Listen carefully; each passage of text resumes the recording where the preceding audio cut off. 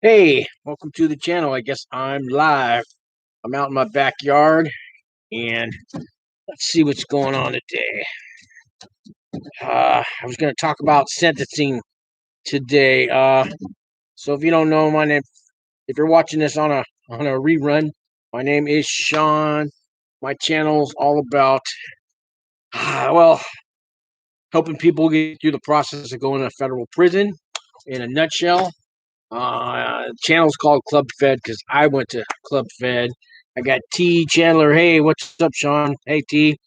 So, today I've been getting a lot of questions and phone calls and emails from people coming up to their sentencing day. They're getting ready to get sentenced and they're getting ready to go to federal prison.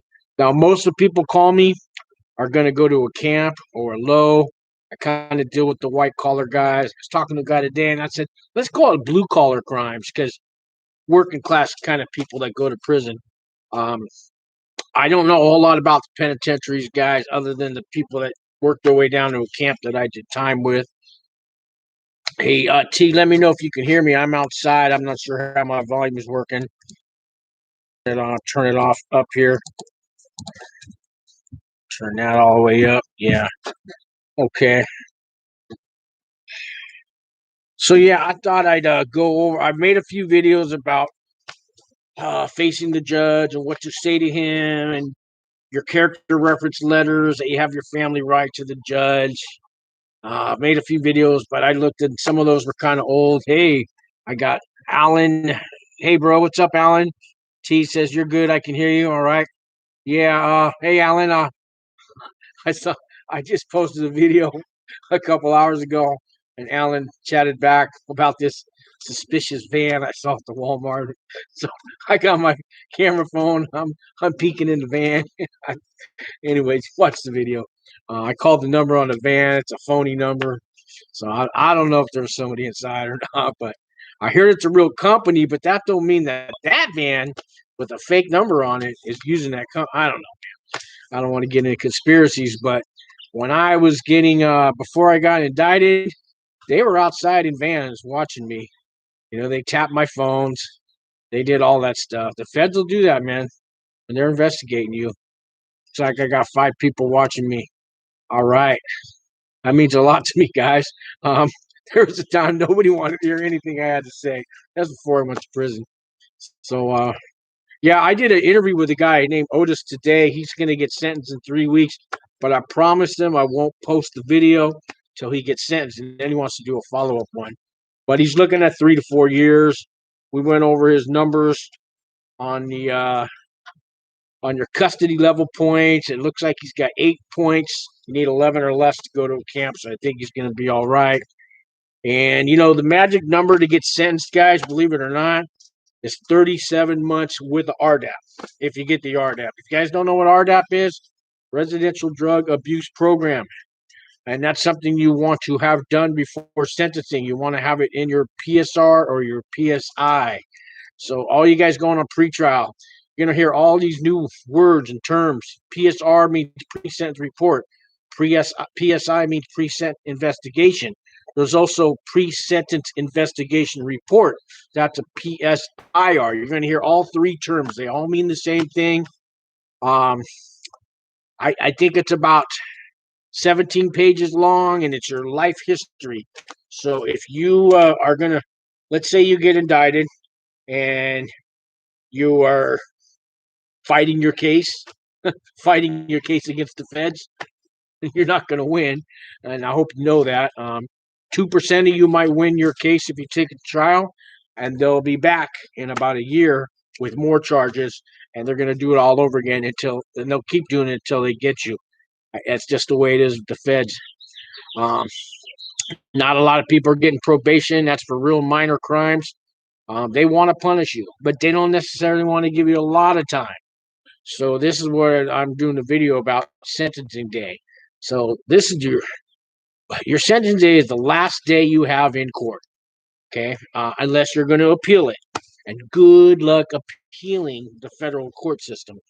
But let's just for argument's sake, sentencing day is the last time you're going to be in court. Let's see. Alan says I got 2 months left. 5 years on paper. I can't wait to get the feds out of my life. Wow, man, you did it. 2 months left. Hey, Alan, I'm going to tell you, I've heard that last day at midnight, they can show up with the bottle. So be careful, man. Don't celebrate yet. Make sure you're completely off, man, and then crack that champagne, man. Jamin's there. He said, "Hey, Sean, it's been a while. Stop by so I can support. It's been crazy studying for tests and crap." I hear you, man. Good to see you guys. Good to see you guys. So where was I? I was back to sentencing. Your sentencing day is the last day you have in court. After that, you're going off to prison. So, the one thing you want to ask for on sentencing day is, can I self-surrender? Because if you don't say nothing and your lawyer doesn't say nothing, they could remand you right then and there. And the marshals will come and handcuff you and take you in the side room and bring you down to the county jail or the federal detention center. And you're going to sit there for maybe a month till the federal bus comes and gets you, and they're going to take you to an airport. First, they're going to take you who knows how many county jails and have you sleep in different cells until you get to the airport. I don't know which airport they're going to use. Depends on where you live, and they're going to fly you to Oklahoma City. But you're going to be like Nicolas Cage on Con Air, all shackled up, probably next to a terrorist, a rapist, a serial killer. You don't know who you're going to be next to it, and this could take months. And with the COVID virus and everybody being in quarantine, it could be months before you get to your camp or your low. See, Alan says some of the things you say give me flashbacks. Lots of laughs. Yeah, Alan, I don't know. Did you go to Oklahoma City? I don't think you did, right? You got to self-surrender. So it's very important you want to be able to self-surrender. Even if you tell the judge, I need time to get my affairs in order. Even if it's 2 weeks or 2 days even. Usually they're going to give you about a month to 2 months to 3 months. Now, even with the coronavirus, sometimes they're giving people a little longer. 2 to 3 months kind of seems the norm. I got 60 days. And in those 60 days, man, I wanted to get it over with. I should have asked for 30 days. 60 days is too long. But 70 days the day you get relieved. You finally know how much time you're going to get. Because all these years on pretrial, I was 4 years on pretrial, and a lot of you guys know, if you're only on pretrial for a year, you're one of the lucky ones. You get a quick trial. I mean, you get a quick sentencing. See, Alan says, I agree. Self-surrender is the best way to go, bro. Yep. So now I lost my train of thought. What was I gonna say? I got sidetracked. Too many drugs in the 70s and the 80s. So anyways, your last day of court is sentencing day. So you need to prepare for that. And how do you prepare for that? You're going to get a chance to talk to the judge. It's your last chance that the judge is going to hear. He's going to say, I've got your charges. You've been found guilty of transporting 10 keys of cocaine across the Mexican border. So, and I'm about to sentence you. Do you have any last words before I tell you how much time you're going to get? And this is when the judge is going to listen to you. Let's see. Matthew says self-surrender should be offered at sentencing. Saves the government money. Seems like a no-brainer, win-win. Yeah, but there's flight risk, people. So if you're out on pretrial, if you're out on bond, normally you get to self-surrender. Even if you're out on an ankle bracelet, they trust you enough. They're going to let you self-surrender. People that don't get to self-surrender have been in custody the whole time, awaiting sentencing. That's your serial killers. That's your terrorists. That's people that had a bond that they couldn't afford. I had a $50,000 bond, but I didn't have to put a $50,000. I just had to sign a paper. A lot of people, we just sign it, and they say, if you don't show up for court, we're coming after you, and the marshals will find you. They got facial recognition now, cameras all over, big brothers out there. They'll find you. Let's see. Alan says, I remember the day I got sentenced. I got so sick to my stomach when he said 6 years. Yeah, I don't know how much time you're looking at or expecting yet. 6 years is a lot of time. If you go to the penitentiary and you get 6 years, that's nothing. That's short time.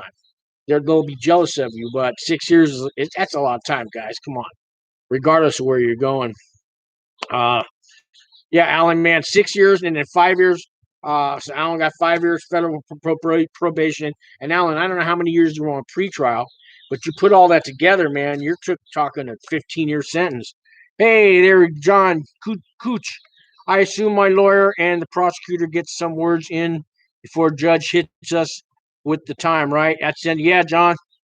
Miss John from Brooklyn. I like John. We've talked on the phone and stuff, and he's gonna do John's gonna come on the channel after he gets sentenced, because I always invite people to come on the channel, and we'll have a little chat and let all the other viewers know what you're going through, so maybe it helps out the next guy.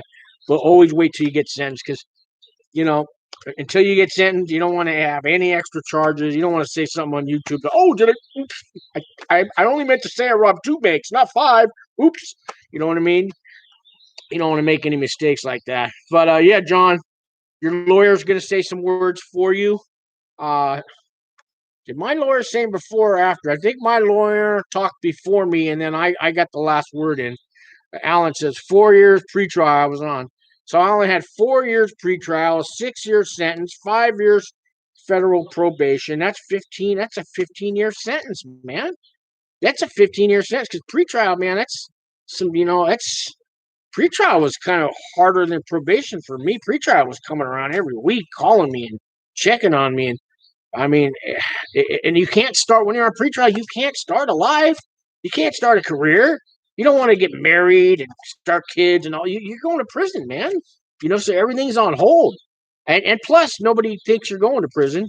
All your family think, oh, you've been on pretrial 4 years. You're not going to prison. You'll get probation if anything. God, they're done with you. They don't even care about you. They don't let you run around the streets for 3 or 4 years on what you call it, pretrial. Nobody believes you.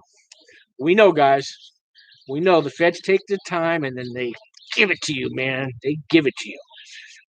Jay, man, why is pretrial so long? I wish I had that answer, Jay. Why do the feds take so long for everything? In my case, I had co-defendants. I was the leader. They wanted everybody sentenced first, so I had the most time. They go, if we sentence you now and we give you 5 years, but your co-defendant deserved 10, we got to give you the most time. So we got to wait till the last person sentenced so we can give you more time than everybody else. I said, I don't care. What about my right to a speedy trial? Sentence me now. That's your problem that you want me to go last. I didn't ask to go last. Right, they said, too bad. They said, you want to take it to trial? I go, yeah, let's go. I even said that. Let's go to trial then right now. They go, if you're going to take it to trial, it's going to be 2 years before you get a trial date. I go, what do you mean? I got a right to speedy trial. I went, and it was back and forth. I just couldn't win. I don't know why they take so long. But they take so long. Yeah. So, and it's hell. The day I got sentenced, I was so happy. You could have gave me 20 years and I would have been relieved. I wouldn't have liked it, but I would have said it's over.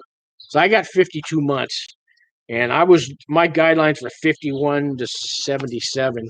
So I got the low end of it, and I started off at 96 months, and the judge went from category 4 to category 1 at sentencing day because of a bunch of things I did. I'll probably talk about that today too. So I did. So sentencing day, the judge is gonna. They're saying, let's start this. So if you guys watch these prison consultant guys out there that want to charge you $5,000, $10,000, $20,000, what do they call it? Sentencing mitigation. That's a bullshit word. It's a real word. I get it, but and your personal narrative and all this, and they want to charge you $10,000 how to write your bio, your life story. I got links under description of all my videos for free, guys. How to get an RDAP for free. I got like 5 different reference links to character reference letters. How to write your personal narrative. These prison consultants, they use these fancy words, reel you in, to try to. Look, all my shit's free, guys. I don't ask you guys for no money at all. YouTube has commercials going now. I'll take a donation or something, but no, I don't want no money. I'm trying to help. I do these videos to help you guys out for free, because when I was going through it, man, somebody helped. RDAP Dan helped me for free. He wasn't a big prison consultant like he is now. He was just starting out. A guy named Walt Pavlo also helped me out. He had videos going. Now, Walt's now teaching criminology courses at South Boston University, and Walt Pavlo took his videos down because he's moved on, but he was a good guy. So I try to put out these things to help you guys for free because it's my way of giving back. It keeps me in line, keeps me out of trouble, and I'm trying to earn my angel wings back. So you guys know you can call me. All these you guys here on the chat room, you guys know. I think I've probably talked to all you guys. So back to sentencing. So you can do a lot to change your life before you get sentencing. Like I went to AA meetings and got it documented.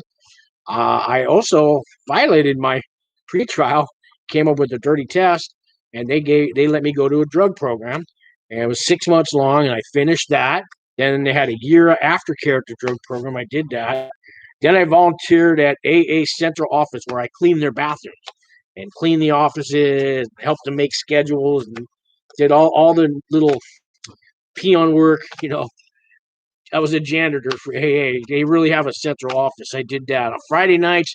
It was called Under the Bridge Ministries. I went out with these Christian guys, and I'm not really a Christian guy, but these guys I went out with on Friday nights. We had a little bus, and we'd make all these lunches, like 500 sack lunches. And we had blankets and jackets and socks, and we found these homeless camps, and we just pull up at a homeless camp. We'd all get out of the bus, and we'd hand out all these lunches, jackets and stuff. And I did that for like 2 years, and I documented that. I also volunteered at the food bank in Redwood City. It's called Second Harvest Food Bank. I volunteered there a couple times a month. So I did all these things, and I documented it all. When I got to my sentencing day, I told the judge all this. I also put it in your personal narrative, guys. That's something you turn into the judge. That's your little life story, why you're such an angel, why you should get an award for being, Mr. Criminal of the Year, and how good of a family man you are, and how you're old and your health is bad and you got a sick mother, and all those things that the judge is going to feel sorry for you about. He's not. He's going to say, well, if you're such a good person, why'd you commit the crime? You should have thought about all that before you committed your crime. But if you can convince the judge that you've changed since I got arrested, since I've been indicted, I've done all these things, all these charity works, I've donated my time, I'm doing my best to change the person I am. I get it. I told the judge on sentencing day. So I had a little speech written up, and I looked at the judge. It was a lady judge, Judge Gonzalez Rogers. And when it came to my turn to talk, I said, Your Honor, I got this speech I wrote here, and I ripped it right up. And it wasn't like I was trying to be dramatic. And I just told her, I said, let me just talk from the heart, Your Honor. I said, have you read my personal narrative thing? I said, you probably read that. And you saw all the charity work I did with feeding homeless and AA and the drug program and all that. And I said, I don't know what any of that's worth, but it started to change me inside. I got a chance to look at the person I used to be and the person I'm becoming. And I know you got to give me some time. And I had 3 people who spoke at my sentencing day, and they asked the judge for probation. I said, Your Honor, don't even listen to my friends over here. They want me to have probation. I know you got to sentence me. Okay. I'm just asking if you can give me the low end of the sentencing, because maybe you see some change in me. And judge, when I get out, I want to help people when I get out of prison too. And I'm trying to do that right now. And I told the judge, I looked her in the eye. I didn't stare at the ground. You don't want to look at your feet. Okay. You don't want to go in there in a t-shirt with your bling bling on and your Jordans, and you want to wear a shirt and a tie. Okay. You know what? You want to be respectful the old fashioned way, and you want to look the judge right in the eye, speak from your heart. And I just told her, I'm changing. I got a long way to go, Your Honor. I got a long way to go. I get that. Hopefully you see I've made some changes. I'm just asking if you can just go easy on me, Your Honor. Give me a chance to live my life after prison. And all I can do is promise you I'll do my best. And if you look at my track record, hopefully that speaks for itself. Basically, that's what I told the judge. And when I was done, she told me, You're complicated. You're complicated, Mr. Cowgill. She says, and you've got a history here, and you've done more than one drug program. I see that. but you finished a hard program there. I see all the things you did, Sean, and I do see a change in you. She told me, even if you did this stuff to get less time, the fact that you did those things impresses me. So I'm switching category 4 to category 1. So instead of 77 to 96 months, you go between 51 to 77, and I'm going to give you 52 months, Mr. Cowgill. And the prosecution did not like that. They were very angry, and they stated that to the judge, and they argued it. The judge said, nope, that's my final decision. So that's my experience talking to the judge, guys. So hopefully you get what I'm talking here. You know what I mean? And there's no way to prepare for it. Practice, write things out, practice talking in the mirror, grab somebody who listens to you, grab a friend, and just practice. But there's going to be 3 types of speeches you say on that day. There's going to be the one you practice for. There's going to be the one you should have said. And then there's going to be the one that you actually did say. And that's the one the judge is going to hear. So that's the one you got to speak. Speak from here, guys. So look at it like this. Your whole family knows you're going to prison. Okay? Everybody's found out about you. Your boss knows, your work knows, your kids know, your aunt, your uncle, your cousins, your ex-wife knows, except grandma. You haven't talked to grandma about this yet. So you're going to get sentenced in 2 weeks, and your wife says, taking you to grandma's house, and you're going to tell grandma what you did, and you're going to see if she'll let you stay in the family or kick you out of the family, or grandma's going to make the final decision. So you go to grandma and you say, Grandma, did you hear what I did? Yeah, I heard about those drugs you stole, you sold. I heard about that bank you robbed. Grandma heard, right? And you got to tell grandma, yeah, grandma, I did that. Yeah, grandma, I swindled those guys out of those 2 houses. I kept the money. I doctored the paperwork for Medi-Cal, and I stole, $2 million from the government. Whatever it is you're crying, you tell your grandma what you did, and then you say, Grandma, grandma knows you're sorry because you're already sitting there. The judge knows you're sorry. You're not there to say I'm sorry. He knows you're sorry.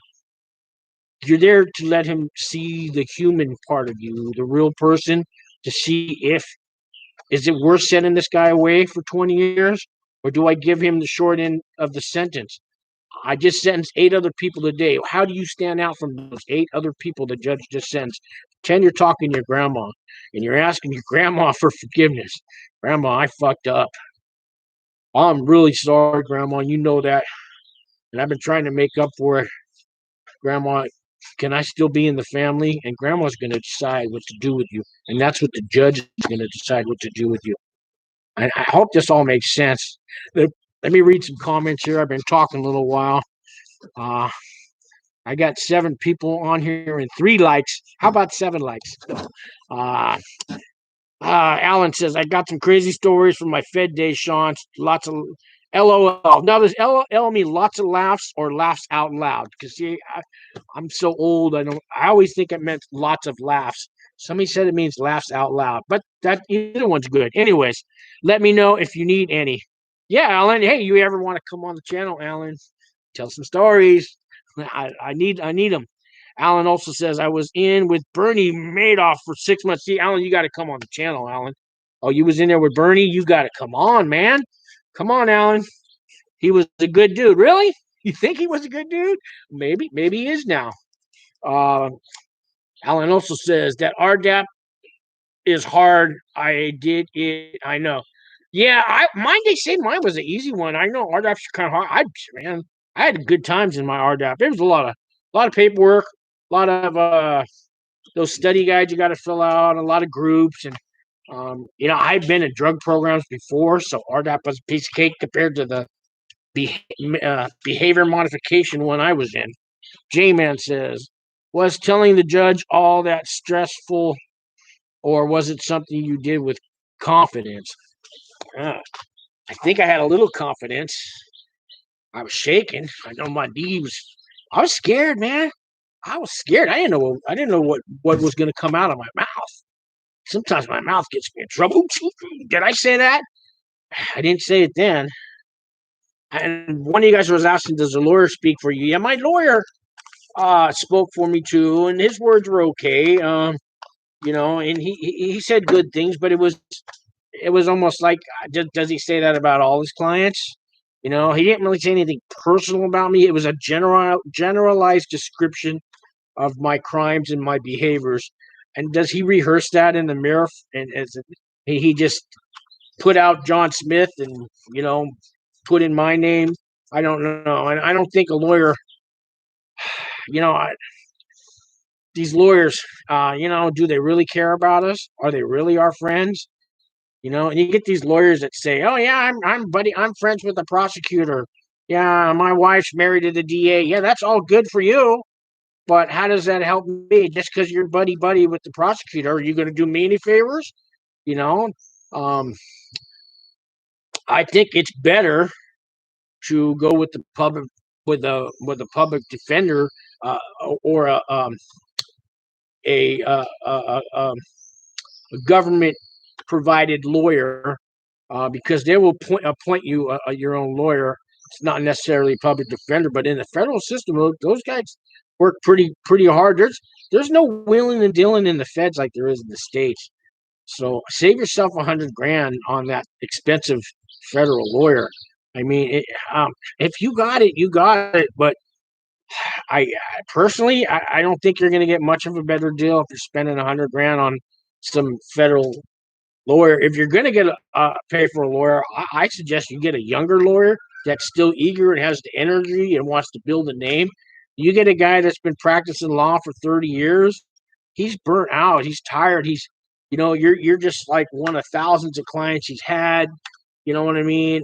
It's the same spiel with him. You're paying for his third house in the Bahamas, or you know what I mean?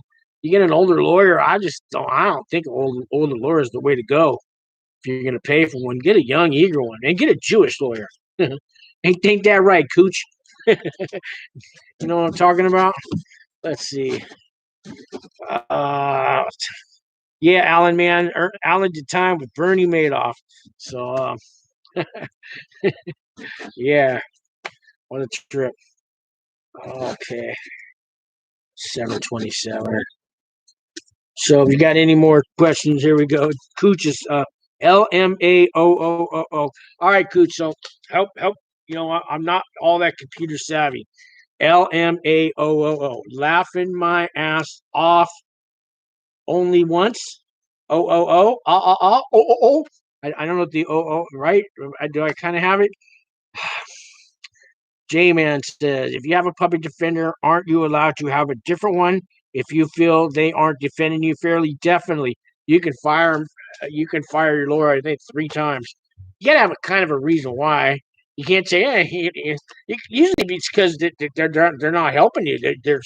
They're not explaining the law to you. They're not explaining the federal process of this to you. They don't have time for you. They ignore your phone calls. They're not answering your questions. They get mad when you ask questions. A lot of lawyers get angry when you ask questions. And you know what? That's wrong, man. That's what you're there to advise somebody legally on the federal system and get them through this process, right? And you need to assume people have no clue how the federal system or any law system works. So if you're a lawyer and you're getting angry when somebody asks you questions, man, get rid of that lawyer. You want a lawyer that's happy to answer your questions. That's just my opinion. Cooch says, ha. He says, yep. Yeah, so Cooch is getting ready. John, yeah, John's going through it too, man. So if I don't know if I'll tell you a little insider story about Club Fed camps. So you see, like, there's trees and there's grass there, and there's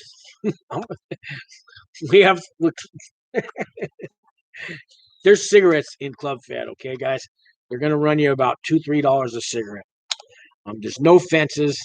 Things get brought in and they get brought out. Now, depending on what camp you go to, I've heard of guys getting thrown in the shoe for a cigarette, losing good time.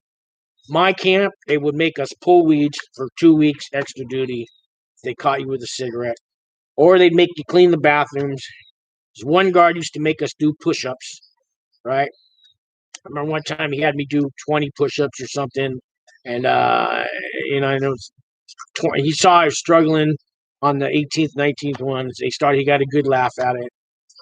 Other guards come through from, there'll be a guard or two that comes from another prison across the street, and he's filling in for extra, extra duty, what do they call it, overtime shifts and stuff, and they're strict, and they'll throw you in the shoe.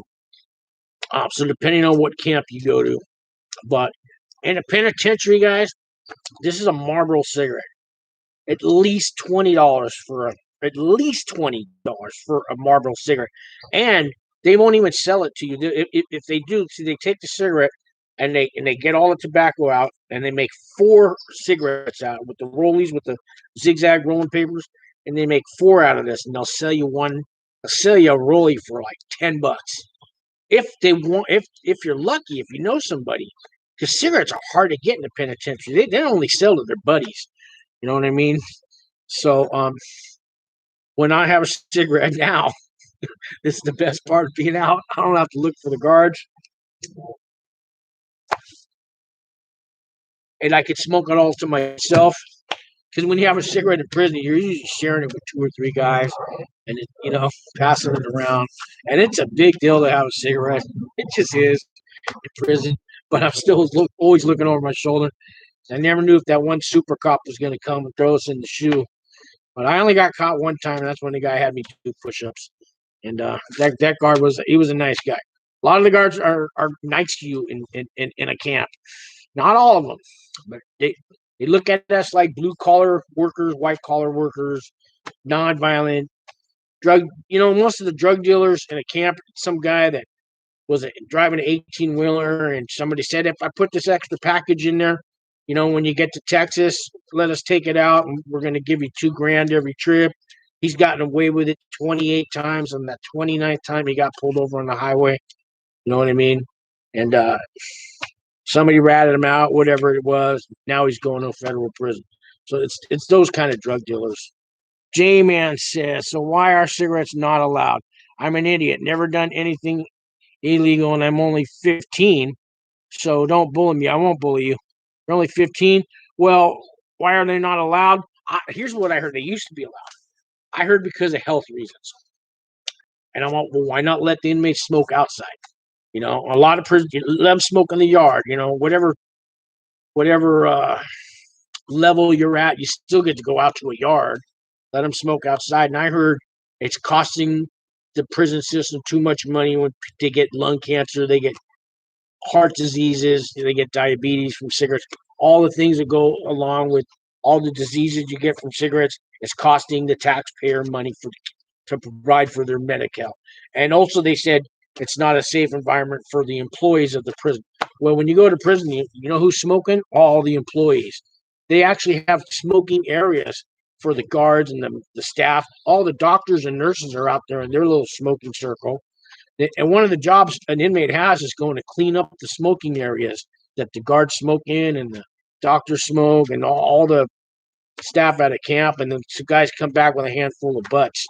You know what I mean? So they have smoking areas for the staff because it's so, dangerous. Right? So, when people riot at a prison, they go on hunger strikes. They didn't want better food, they want better housing, they want better medical, they want better conditions. Why don't they throw in, we want cigarettes back? Throw that one in too, especially the lifers. If you're doing life in prison, man, they riot for everything else. They protest for everything else. I don't know why they don't ask, but they don't. Let's see here. 7.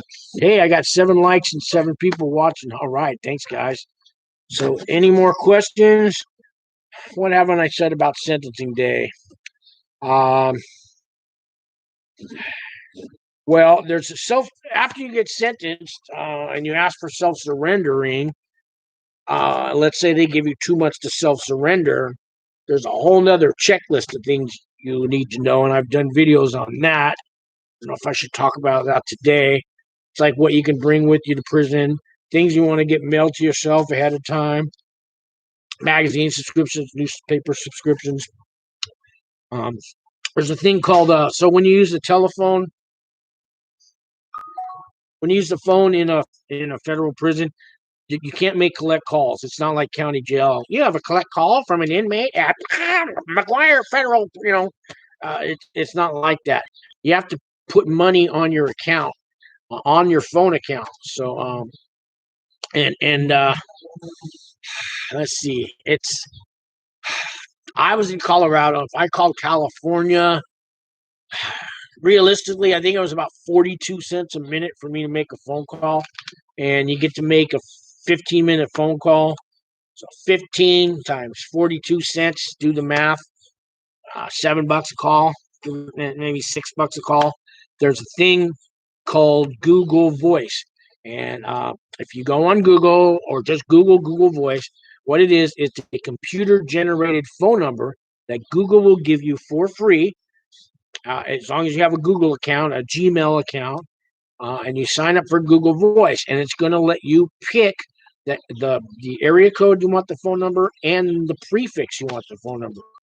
So if I'm going to go to Florence, Colorado, the area code for Colorado was 719, and then the prefix for Florence, Colorado, that's the first three numbers of your 7 digits, and then it was 514. So I went to go to Google Voice and sign up for your free phone. Would you like to pick your number? Say yes. And start with the area code, and then it has a list of cities, prefixes. So I want 514. I look for Florence or 514. I click that. The last 4 numbers it won't let you pick. But now it will assign me a local phone number for Florence. So when somebody calls that number, my laptop's going to ring, and I can answer the phone on my laptop. But there's a little switch where I can link that to my cell phone. So instead of my laptop ringing, my cell phone will ring, and it'll have its own unique ring. It's not going to be the ringtone you normally get from people. It's like a computer ring. When you answer that, the person's actually calling your computer. They're calling that Google-generated phone number. But the deal is, since I was in Florence and now I'm calling a local number, it's like 8 cents a minute instead of 42 cents a minute. So you save a lot of money. And that's something you want your wife to set up. You want her to have her own. You want your dad to have his own. You want your mom to have her own, because it's all going to be linked to their cell phone. It's one number per customer. So I can't go on there and get 5 different Google phone numbers and hand them out. Each person's got to go on Google and sign up on their own. And that's something you want to do ahead of time before you go to prison, whoever you're going to be planning on calling. And it's going to take 5 or 10 minutes for them to fill up, to figure it out and fill out the little questionnaires on the Google and stuff. But it's worth it. And then that you save a lot of money. Do I have some more questions? Tony, he's back. Sean, was low security pretty much like a camp? Well, I was not in a low, so I can't answer for sure. Really, all I know is a lot of people from the lows, after your points go down every couple of years, and then you qualify for a camp. Also, a camp, you have to have a 10-year sentence or less. But let's say a guy gets a 12-year sentence. He's going to spend 2 years at the low, then he goes to the camp. So what I know about the lows is all those guys that came into the camp after they did their time in the low. Basically, they told me the 2 differences are there's a fence at a low, and there's lots of child molesters at a low. Child molesters are not allowed at a camp, period. And that's probably the 2 main things. There's a thing called movement every hour at a low and a medium and penitentiary. Those guys, if they want to go to chow hall, they want to go to the law library, they want to go walk the track, then they want to go to the TV room, they got to wait. They can only go 1 room per hour. A little alarm goes off like every 10 minutes, 10 minutes before the hour, and they got 10 minutes to switch rooms. And then right at 2 o'clock, they got to stay there till the next bell rings. At a camp, it's not like that. 6 a.m., the doors open, go run and play, be free, be merry, do what you got to do. There's 2 counts. You got to be at your 10 a.m. count and your 4 p.m. count. And after that, go play. The count, you got to stand by your bed. It takes 20 minutes or so. and then after they count everybody, they open the doors, go play again. The lows are not like that. Let's see. Alan says, how long you staying at the sober living house? I don't know, Alan, till I get enough money to get my own place and get back working. So I'm still laid off from that cook job I had. And, I'm out in the Bay Area. It's expensive, man. I want to go to Kansas or Nebraska or Wyoming or somewhere where I can, rent a house for $600 a month. I want to get out of this Bay Area. So, I'm here. I may be here. I got a year and a half left on probation. I may be here that long. I got to get probation off my back first.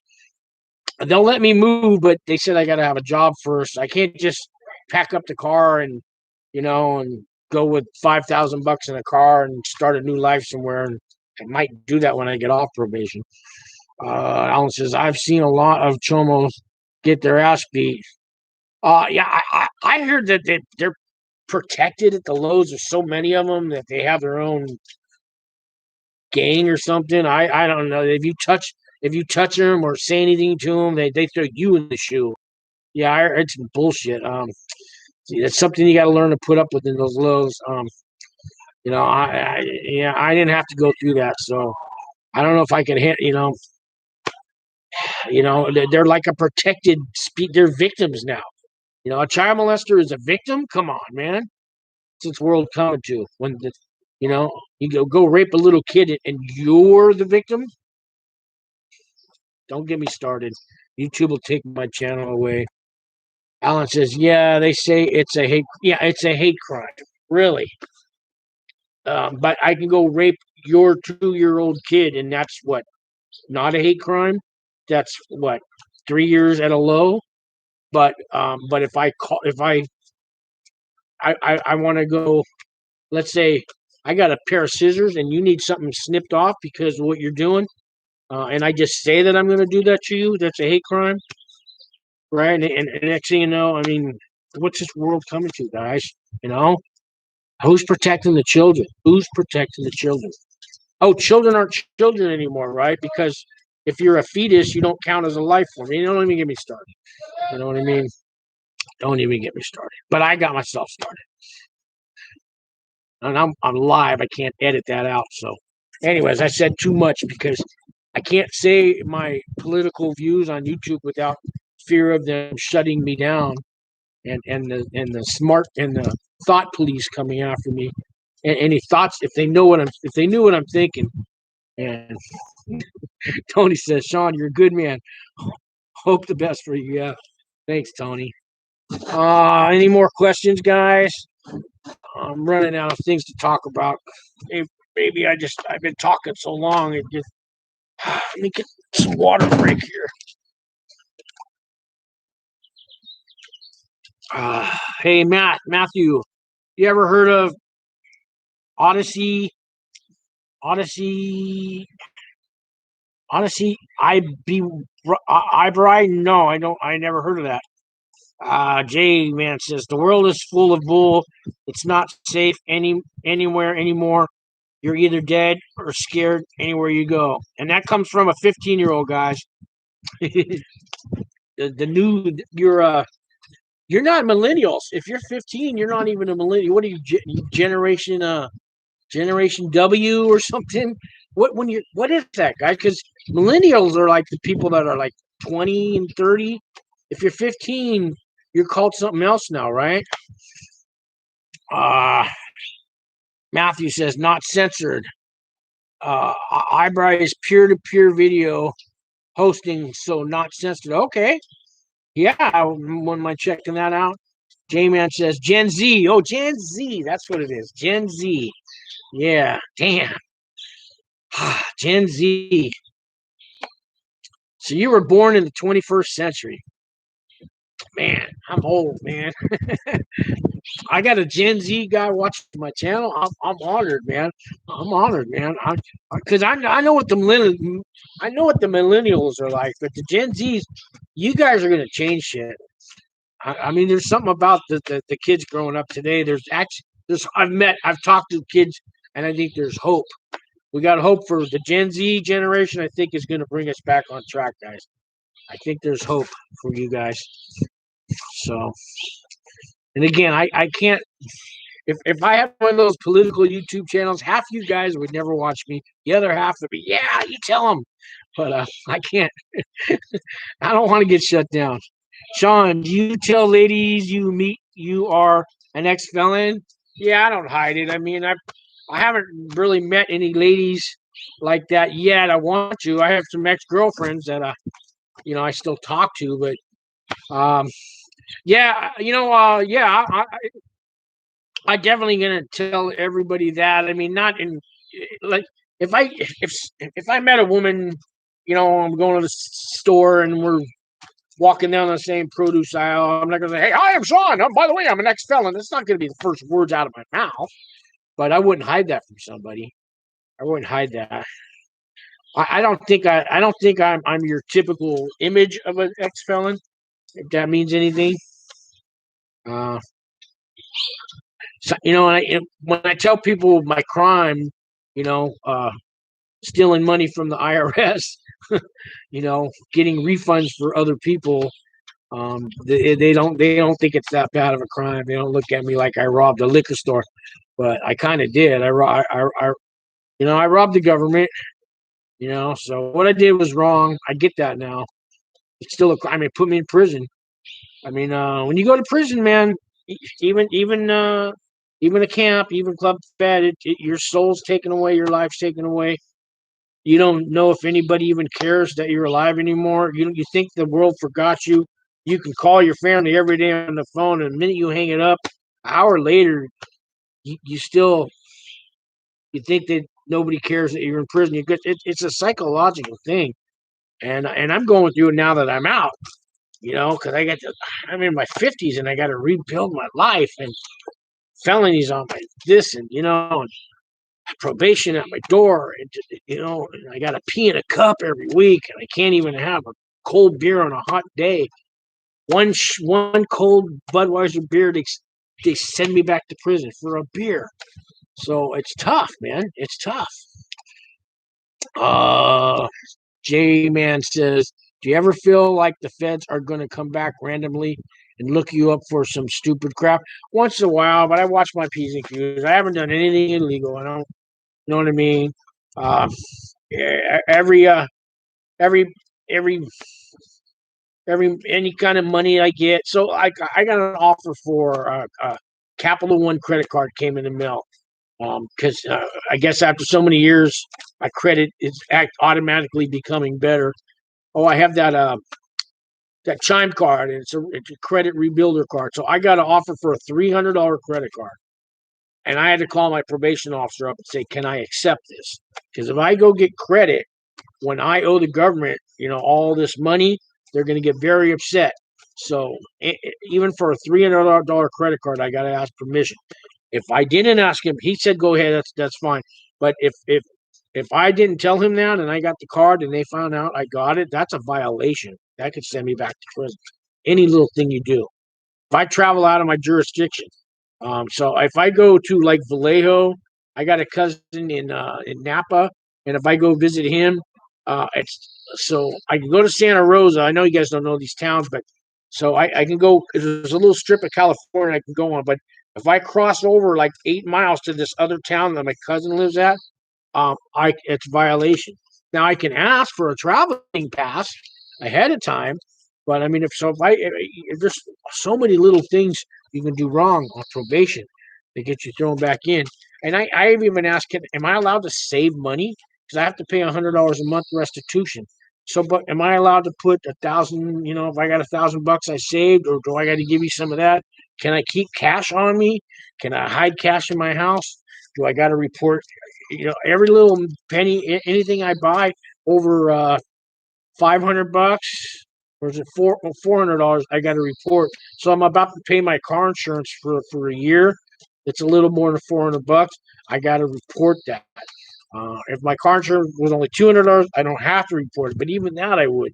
They want to know every penny, every dime that's coming in and out. You know what I mean? Let's see. Sean, with the stimulus checks, the old you would have made a fortune. Lots of luck. Yeah, maybe. Sean, who visited you in camp? Any family? No, man, Tony, nobody did. Everybody lived in California. And so my father died while I was in prison, and we barely came to terms. Before. I hadn't talked to him in 20 years. And when I finally got on pretrial about a year before I got sentenced, I looked him, I found him, and we talked a little, and it's a long story. Nobody visited me, man. Nobody visited me. I have 3 cousins and an aunt who I talk to now. They're all my age, not my aunt, but 3 cousins. They wrote me letters every month. I wrote them a letter every month. They live too far away to visit me. You know what I mean? I've never had a visitor, so yeah. John Cooch says, well, LOL. Lots of laughs. That's funny, Tony.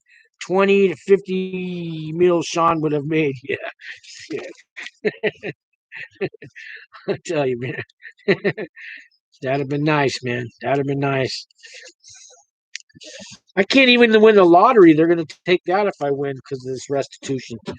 So I just got an email yesterday from probation department, and they want to do a financial investigation on me.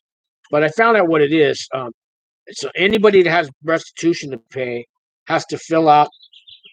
It's 37 pages long, and I need to call my probation officer. I really got to fill this out. Some lady from probation wants me to fill it out.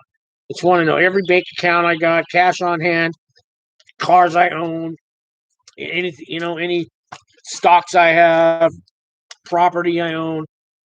Which I'm just going to put none. But they want to know your whole financial history. It's 37 pages long. And I'm all, what am I supposed to print that out and then what? Mail it back to you or email it back to you? And it's a lot of work. And they said they want it done in 2 weeks. And I remember when I was at the halfway house, they sent me that before I got released out of the halfway house. And how much money you got, what kind of 0.0000000000000. Here you go. But now I got unemployment comes in, it kind of covers my rent and stuff. But if I got $12 hidden in my shoe, do I got to tell them that, or is that a violation? It just never ends, man. So I'm gonna call the new probation officer and say, do I got to? Oh, and there's one form on there. It's PDF. It says some kind of flu thing. I think they want to know if I got the flu shot or not. But it says you got to open it with Acrobat. Now I don't have Acrobat on my computer, and I tried to get it. And they want like $39 to buy it. I'm gonna pay $39 to open up something. No, you got to send me something else. I tried the other formats. I can't open the damn thing. So I'm gonna email this lady back and say, I'm not paying $39 to open something you sent me. And plus, I need help filling those forms out. They look complicated. So I'm a little upset that they did that, but I guess that's what they like to do. They like to get us upset. They'd like to remind you that they own you still. Let's see. John says, LOL. J-Man says, do you keep the same probation officer or do they change periodically? No, I'm on my 4th one now. I got a new one last Monday. Knocked on my door, 8 o'clock in the morning. He'll call me up. I'm your new probation officer. I'm downstairs in front of your door. I need you to come down. I jumped out of bed. I did a video on that because the guy's scared. I hadn't seen one in 4 months. The last one I had, I only met him 3 times. He was a real good guy. I had him for a year. I had 2 before that. So I've been out a year and a half. So this is the 4th one in a year and a half. But I moved to another county, so I knew they were going to give me a new one sooner or later. The other 3, I don't know why they changed them. I don't know why the feds do half the things they do. Matthew says, use Adobe Acrobat Reader. It is free. I tried to download it, and can you come over and help me with my laptop? And what if so they sent me this email. What if I don't have a laptop? What if I only got a phone? How am I supposed to fill out your 37 pages on a cell phone and I don't have I have a printer, but what if I didn't? They don't know this. Am I supposed to go to a library, which is closed and won't let you in because you got the coronavirus? I mean, come on, guys. I mean, so yeah, I know. I tried the Adobe Acrobat. I downloaded it, and then the thing says still use Adobe Acrobat to open this. I go, I just downloaded it. Why won't it open it? I did, and then anyways, I'm old, I guess. I'm stubborn. I think I know how to use a computer, and I really don't. I don't know. I've got a YouTube channel. I know something, but I'm not Generation Z. You guys are born with a computer in your head, man. You guys, you come out of the, you come out, you guys come out of the womb with a cell phone in your hand, man. I mean, by the time you're 2 years old, you guys are building your own websites. Generation Z, you guys are gonna, man. Matthew said also Microsoft Edge can open PDF. That's what I have is Microsoft Edge, and always open. It opens every PDF file I've ever had, except for the one that the Fed sent me. So yeah, I don't know why it won't open it. It opens all the other PDF. That's what I've used, and now they want me to go change. So yeah, I'm calling these probation officers up tomorrow, and I'm gonna give them a piece of my mind. No, I'm gonna be real nice. I'm gonna tell them.